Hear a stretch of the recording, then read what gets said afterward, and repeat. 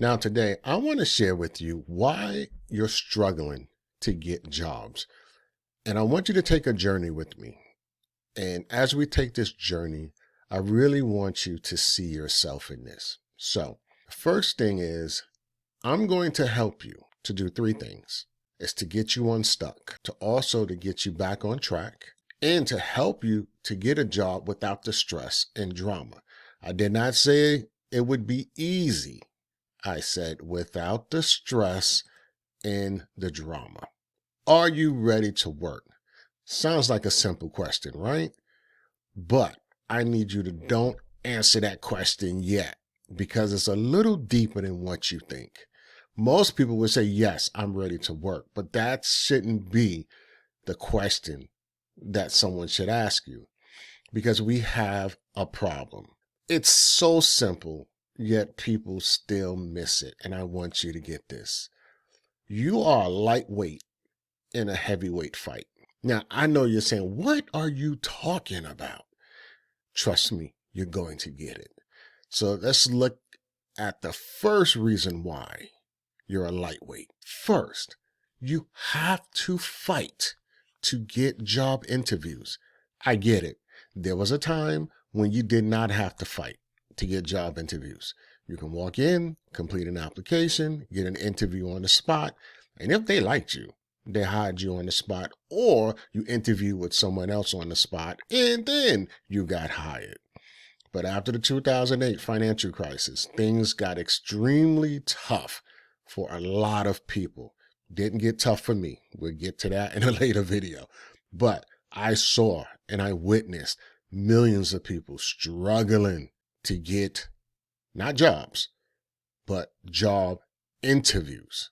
Now you got to fight to get the job. So think about this. You're fighting to get job interviews. Then that same effort that you put in to get that interview, now you got to put in more effort to get the job because you're competing against 3 to 6 to 12 different people. But wait, we're not done. Then you got to fight to keep the job. So think about this. You fight to get the job interview. You fight to get the job. Once you got the job, you think you're safe. No, you're not safe. Times change. Technology change.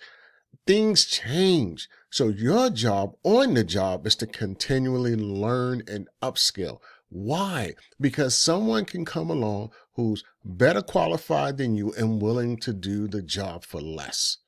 Unfortunate, but it's the truth. So you got to fight to get the job interview. You got to fight to get the job. And then you got to fight to keep the job. So the real question is, are you mentally prepared for this journey? No, you're not. How do I know you're not? Because at no time was any one of us prepared to fight to get an interview, to fight to get a job, and then to fight to keep our jobs. None of us was prepared for that. None of us. Even people graduating college today, even people with 15, 20 years of experience are struggling right now. Why? Because they are a lightweight in a heavyweight fight. They were not trained to consistently put forth the effort in all three areas. This is where most people struggle. I cannot tell you how many people with degrees I talk to on a daily basis boo-hooing and crying. It's like, I don't get it. Nobody's calling me for job interviews. You have to fight for that interview. I don't get it. Nobody's calling me back after the interview because the same effort you put to get the job interview is the same effort you're going to have to put in to get, you can't let up. And then some people get the jobs like, I don't understand why they let me go. You have to fight to keep your job. You're consistently fighting. And if you're not prepared for this, you're going to be in trouble. It will get difficult. Trust me on this. It will get difficult. It gets easier over time, but it will get difficult. There will be setbacks. Everything is not going to work the way you think it will. Trust me, it will not. You will get frustrated. Sorry, I'm telling you, there are jobs you're going to go for that you know you should get and you won't get it. And it's going to frustrate you. You can get desperate. I've seen this so many times over the years. Scary. You can spiral out of control. What do you mean spiral out? That doesn't make sense. Look, if it's already difficult and you're going to experience setbacks and you get frustrated, at some point you get frustrated enough, you're going to get to that desperate stage. And then if you get past desperate, you're going to get to that spiral out of control. What does spiral out of control mean? That means that you're going to start applying for any job and every job because you need a job, because you need money. You're just out of control. Then you're going to lose focus. And then you can start begging for jobs. And then you could become a hot mess. No, I've seen this process a million times over. I am not kidding you. I've seen it. It's already difficult. You experience a setback. You get frustrated. That setback, frustrated cycle repeats itself over and over. And then you get desperate. Man, I'm running out of money. You start stressing out. Then you get to the point where you just lose control. I just need a damn job. I got to apply to anything. Wrong approach, but that's okay. We'll touch that later. And then you lose focus. What do you mean you lose focus? Your focus is supposed to be on getting the job interview, regardless of how difficult it is, the setbacks you experience, and no matter how frustrated you do not get desperate, you do not lose control, and you do not lose focus. You do not get to the point where you're begging for jobs, and you do not become a hot mess. Your biggest obstacle is going to be your stinking thinking. I know that sounds crazy, but it's the truth. So keep that in mind as we go through this. Stinking thinking. So the first thing I've seen over the years is what I call degree elitism. Oh, I have my degree. You're going to pay me. Oh, I got my degree now. You're going to treat me different. Oh, I got my degree. Oh, trust me. We got a bunch of educated derelicts out there. That's a whole nother training. But I call it degree elitism. So what, you have a degree? There's nothing different or better about you than the person that has the same degree that you have. Experience king. This is someone who has a ton of experience, and they walk into job interviews expecting to get paid a certain amount of money because of their experience. Oftentimes, people go through this cycle because they've lost a job, and now they're looking for a new job, not realizing that the money they made in their previous job, they may not make in future jobs. That's a huge shock. That's a whole nother training. The knowledge and skills pro. Oh, I got the knowledge and the skills. You're going to pay me. Well, not necessarily. Remember I said you got to fight to get job interviews. You have to fight to get the jobs, and then you have to fight to keep your job. Remember I said in keeping your job, you have to upskill and continuously learn. Well, guess what? If you don't have the updated knowledge and skills, you can't command the money that you want. I didn't say you didn't have it. It has to be the updated, current, relevant knowledge and skills. Oh man, that's a whole nother training. Then you got people who want quick results with little effort, the microwave mentality. And then you got people who just feel they deserve an opportunity just because they feel they deserve it, which is fine. But all of this is stinking thinking. Why? Because it creates unrealistic expectations.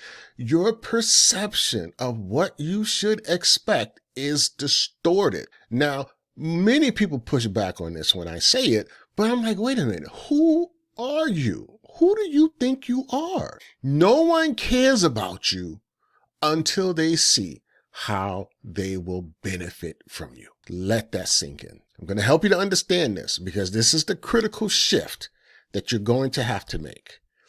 So you go on these job interviews, you have your stinking thinking, and guess what? The employer does not see why they should hire you, how they're going to benefit from hiring you. They can't see it because of your stinking thinking, your degree elitism, your experience is the king, your knowledge and skills pro. Oh, I deserve. That does not demonstrate to the employer how they're going to benefit from you and why they should hire you. If you are able to step back and go, Okay, I have my degree. I have my experience. I have my knowledge. I have my skills. Hmm. How can I demonstrate to the employer that I'm the best person for the job? They don't even need to consider anyone else. See, that stinking thinking corrupts your brain. I've seen it for almost 40 years now. So get out of your stinking thinking. Now, let me warn you right now, this is extremely difficult because you've been thinking this way for so long. It's something that's going to have to be broken, and then you're going to have to put yourself back together again mentally. Mentally. Remember, I said previously, are you mentally prepared for this journey? It's not about, are you ready to work? It's, are you mentally prepared for this journey? And if you got stinking thinking, you're not mentally prepared to fight to get the job, to fight to get the job interview, and to fight to keep your job. You're not mentally prepared. You're not. I'm telling you, I'm just being honest with you. You're not, you're going to give up. You're going to get frustrated. You're going to get desperate. You're going to become a hot mess. I've seen this 1,000 times over. So you have to get it through your thick skull that if no one can see how they can benefit from you, you, as far as they're concerned, are not valuable. Get your personal stuff in order. You cannot fight on two fronts, your personal and professional. But wait a minute. That's just the two we're talking about now. Remember, I said fight to get job interviews, fight to get the job, fight to keep your job. If you add these two, fight in your personal life, and then you're fighting in your, it's too many fights. Too many fights going on. Too many. You need to get the personal stuff under control because you need to focus like never before. You need your focus. I cannot stress this enough. You need to be able to focus on the things you need to focus on to get the results that you say you want to get. And if you have never heard of this presented in this way, welcome to the job hunt journey. Okay. This is the part that I cover with people that for some reason they don't consider. For some reason, it hasn't been presented to them. Why? I don't know. But it's worth the effort. I'm telling you, it is worth the effort if you truly want to achieve what you say you want for your career. It is worth the effort. So let me give you some next steps. Okay. First thing you want to do is be honest. Just acknowledge that you have obstacles currently. And I just identify what they are. Okay. Be honest with yourself. Because the only person that's going to get hurt is you if you're not honest. Then, can you focus your attention on the job hunt journey? You can't have many distractions. It's just not going to work for you. With the proper support, do you feel you can persevere through the storms? Because you're going to go through some storms. Anybody tells you you're not, I don't know what to say. It's not true. They're lying. And then, are you willing to invest the time to get the results you say you want? It's not what I want. It's what you say you want. And then finally, identify what will keep you going when it gets tough.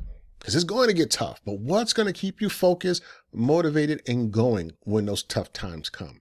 Then I want you to post that in the comments below because I want to hear what that is. And then finally, I have a job hunt intensive.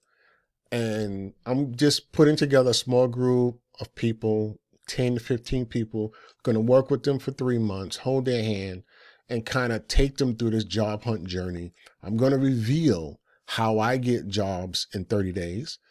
I don't think you can do it in 30 days unless you're highly focused and motivated.